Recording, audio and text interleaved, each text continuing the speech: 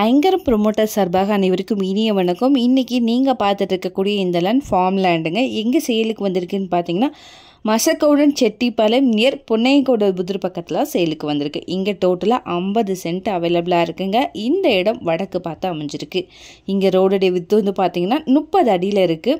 இது ஒரு நல்ல இன்வெஸ்ட்மெண்ட்டுக்கு ஏற்ற இடமும் கூட. இங்கே ஃபார்ம் ஹவுஸும் நீங்கள் அருமையாக கட்டலாம்.